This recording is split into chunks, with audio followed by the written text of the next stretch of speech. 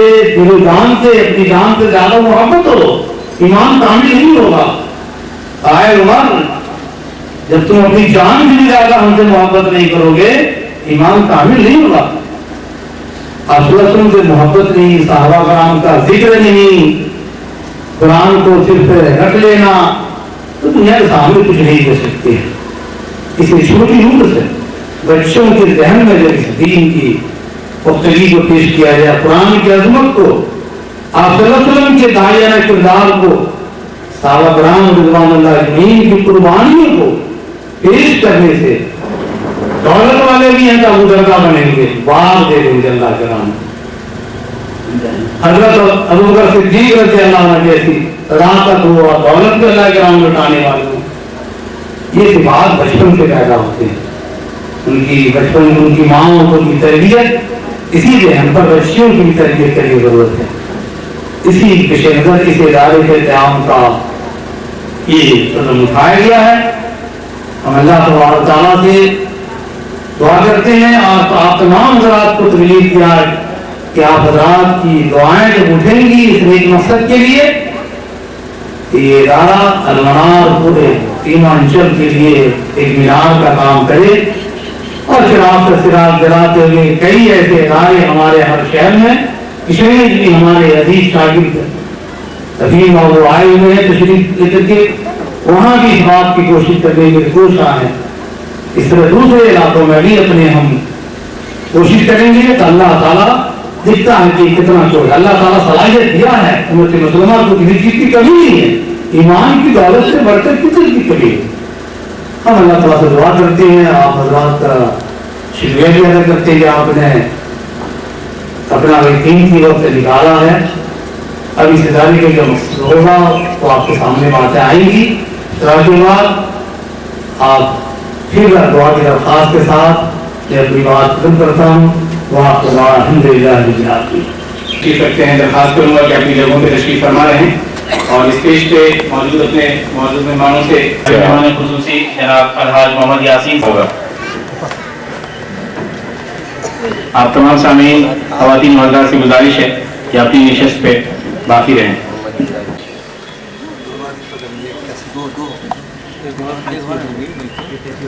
भाई काट लो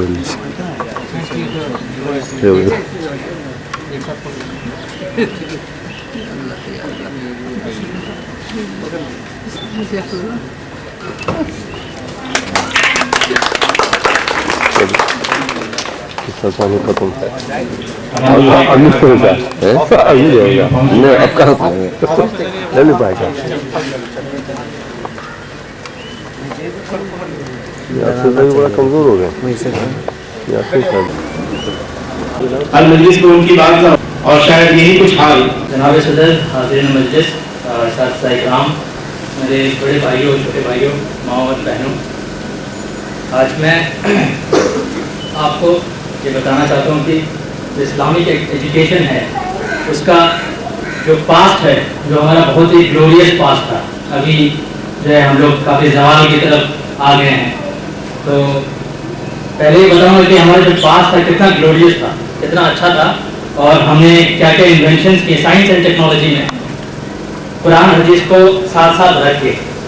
और अभी जो हाल है वो क्या है और इसके बिना पे हम लोग फ्यूचर में क्या स्टेप्स ले सकते हैं। Islamic education glorious past, present and future. मैं एक रहता है कि सिर्फ दीनी जो हम लोगों ने अपने हिसाब से पार्टीशन करके रखा है कि दीनी इल्म होता है और दुनियावी इल्म होता है। तो दीनी इल्म जो जनरल कंसेप्ट है कि दीनी इल्म इस्लामिक एजुकेशन है, तो वैसा कुछ नहीं है। एक्चुअली दोनों दीनी और दुनियावी इल्म मिला के इस्लामिक एजुकेशन होता है। तो जो नॉलेज होता है ये ज़मीन है, इस पे हम हैं, हम यहाँ पे नॉलेज एक्वायर करते हैं। दो तरह का नॉलेज है, एक है रिवील्ड नॉलेज जो हमको खुदा की तरफ से मिली है, जो हम साइंस एंड टेक्नोलॉजी बोलते हैं, जो अल्लाह ताला ने हमें बताया कि ये चीज़ ऐसे होता है, तो हम जस्ट इन्वेस्टिगेट करते हैं कि वो कैसे हो रहा है, किस तरह से हो रहा है, तो उस पर रिसर्च करते हैं। नॉलेज और rational knowledge. Revealed knowledge Quran और हदीस जैसे मैंने बताया, रैशनल नॉलेज ह्यूमन रिसर्च, हम तहकीक कर रहे हैं, बहुत सारी चीज़ों, बहुत सारे फिनोमिना हैं, बहुत सारी इसमें स्ट्रीम्स हैं, जैसे साइंस है, फिजिक्स है, केमिस्ट्री है। हम लोग क्या करते हैं इसमें? फिजिक्स में लॉज हैं, हम लोग देखेंगे कोई गाड़ी कैसे चलती है तो हम लोग उसको पता लगाते हैं क्या चल रहा है, कौन सा लॉ है, क्या फिनोमिना अल्लाह ताला ने क्या बनाया है कि ये चल पा रहा है, क्या फोर्सेस हैं, ये सब हम तहकीक करते हैं। तो हम इस पर रिसर्च करते हैं, जिससे हमारा कुछ आउटपुट आता है। तो ये है हमारा ह्यूमन रिसर्च, जो जिससे हमारा है। फिर ये रिसर्च किया, फिर इन्होंने बुक दिया, फिर ये स्कूल गया, इस तरह से ये साइकिल चलता रहेगा। तो कुरान और हदीस और रैशनल नॉलेज दोनों का आप मिला लीजिएगा, ये है Islamic knowledge, Islamic education. Proper Islamic education इसी को बोला जाता है, जो हमारा पहले से कॉन्सेप्ट है और ये होना भी चाहिए। अब आइए हम आपको बताते हैं कि हमारा जो हिस्ट्री है, वर्ल्ड हिस्ट्री, जो हमारी तारीख क्या रही है एजुकेशन के फील्ड में। एजुकेशन इन इस्लामिक हिस्ट्री 623 ईस्वी से 1300 ईस्वी तक, जिसको हम लोग बोलते हैं हमारा वो गोल्डन एज है। इसमें हमने सबसे ज्यादा इन्वेंशन किए हैं, लेकिन यूरोपियन सिविलाइजेशन के लिए वो डार्क एज बोला जाता है, क्योंकि उनके लिए वो गोल्डन नहीं है।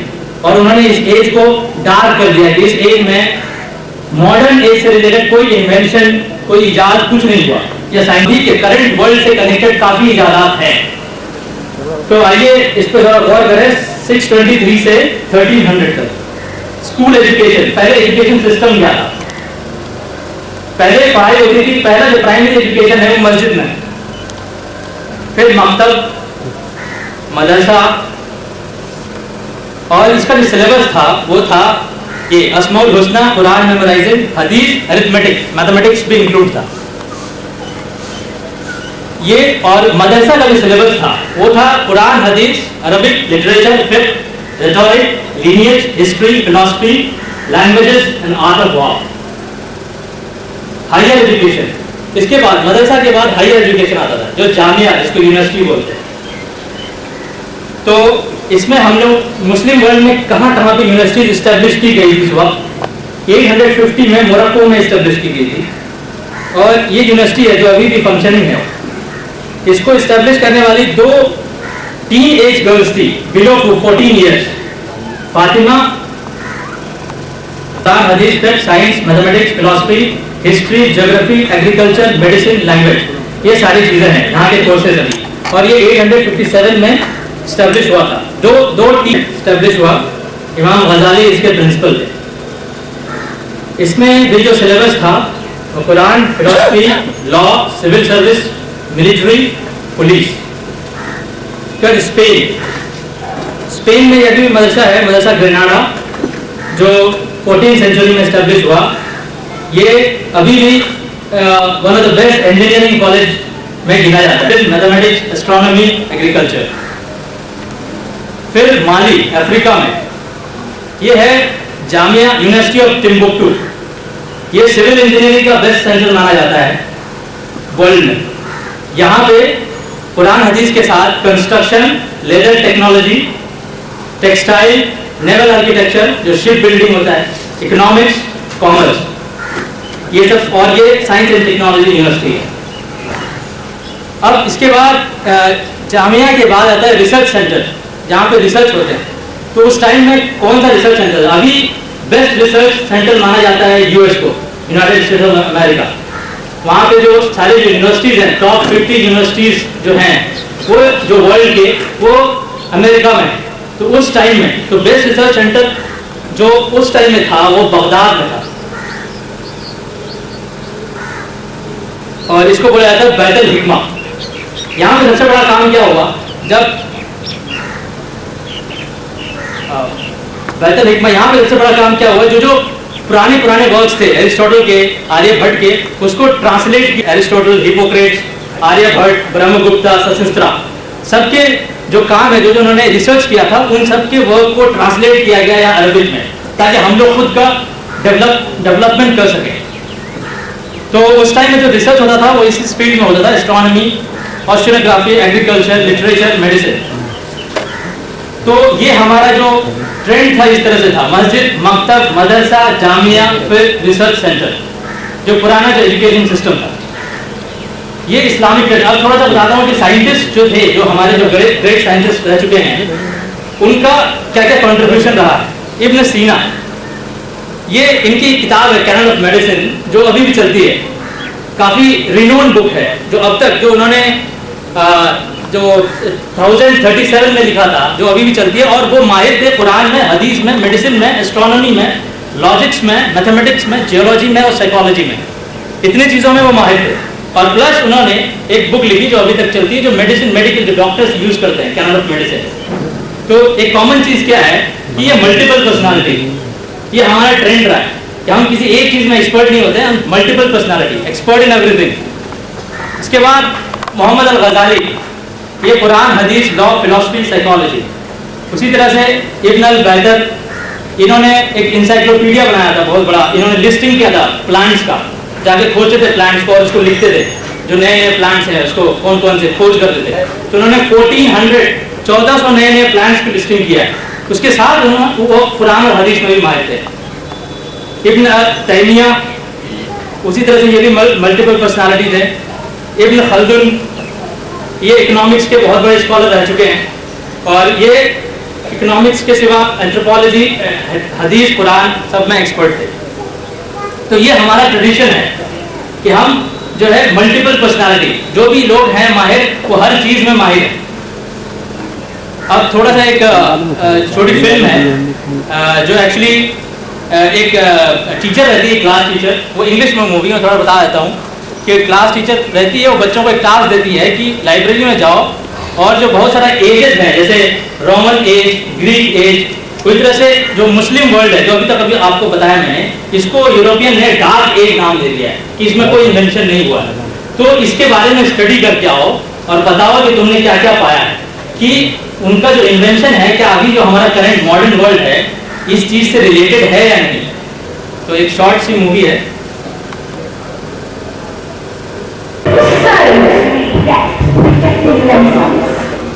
Some even call it sharp. Boring. See if you can get some. Only on something as a right, nothing of any word invented either, eh? Oh, no. Go on, be free. Sorry to bother you. Come on, it's probably not worth it. Everyone knows that the Greeks and Romans invented everything anyway. Oh, did they now? Are you sure about that, are you? You know, I might just have something for you. You seem to be off the task.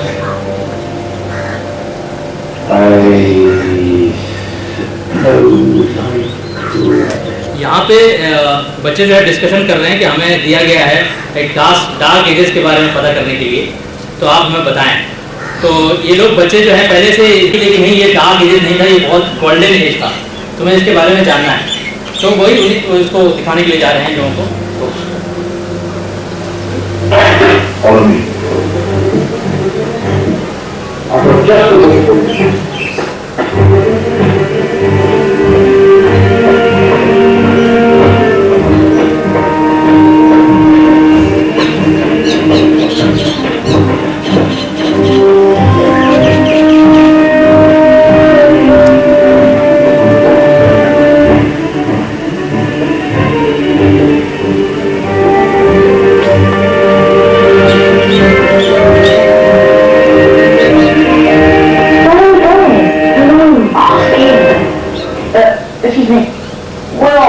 From darkness into light, my young friend, from ocean onto land, there are things you should know.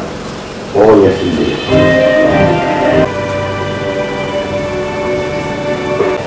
Take a look. If you dare.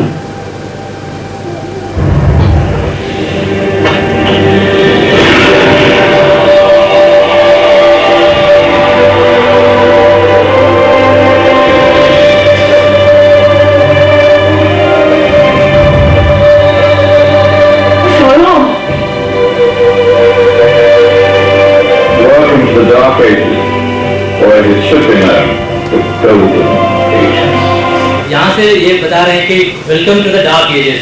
अब आप dark as में आ गए हो, इसको experience करो। कौन कौन से साइंटिस्ट थे और ये जो इंट्रोड्यूस कर रहे हैं इनका नाम है अल जज़री। ये बहुत बड़े रिनोन्ड इंजीनियर रहे हैं उस टाइम में, इन्होंने बहुत बड़ा इन्वेंशन किया है। तो ये और लोगों के बारे में भी बता रहे हैं कौन कौन से साइंटिस्ट थे। Who are you? I am Al Jazari, engineer and ingenious inventor. I thought you said this was the Dark Ages. It doesn't look very dark. That's because it's all a matter of perspective, my soon-to-be illuminated friend. Of course, there are parts of the world that weren't dark at all, but in a civilization that stretched from Spain to China, the golden rays of discovery and invention shone. But in various respects, some of the most important discoveries known to man were made at this time. Discoveries that drew on knowledge of the ancients, but have more connections with your modern world than you could possibly ever imagine. Like what? Well, all sorts of things. Go and get a picture of this. I knew it was a good idea. Who are you? Allow me to introduce Ibn al-Haytham. ये हैं जो use करते हैं लोग cinema में या mobiles में, उसका जो ओरिजिनल प्रिंसिपल था कि camera how should it work, कैसे करते हैं, कैसे इमेज को हम किसी सरफेस पे प्रोजेक्ट करते हैं, तो वो जो कंसेप्ट था वो इन्होंने ही डेवलप किया। तो उसके बाद से ही इतने सारे इन्वेंशंस हुए। A great scientist, his ideas led to the invention of the camera. You invented the camera. I laid the foundations for modern cameras by explaining how our eyes work. I found a way of projecting the image onto another surface to a small dark room, later called camera obscura. Think of all the things that evolved from there. This discovery. Cameras, cinema, all share the same principle. जैसे कि हवाई जहाज किसने इजाद किया, तो सीधा answer आता है राइट ब्रदर्स। लेकिन राइट ब्रदर्स से 1000 years बिफोर जो इन्होंने कोशिश की फ्लाई करने की, और ये खुद एक जहाज बनाए थे, लेकिन इनकी थोड़ी सी मिस्टेक ये रह गई कि ये जहाज में तेल देना भूल गए। तो जब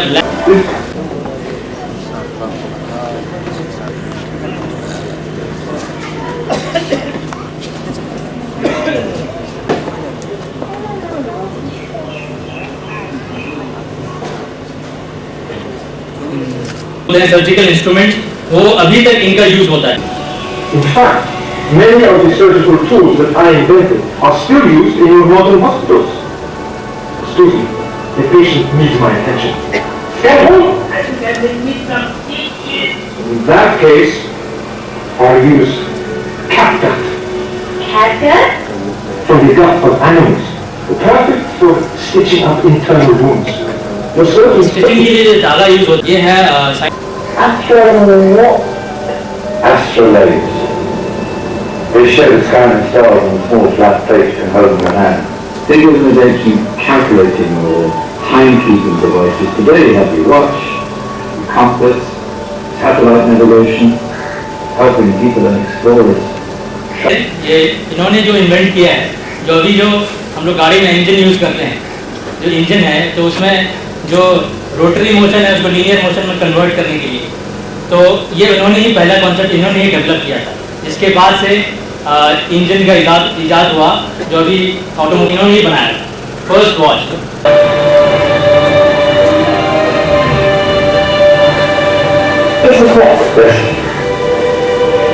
Dozens of components collected from just going to find out themselves.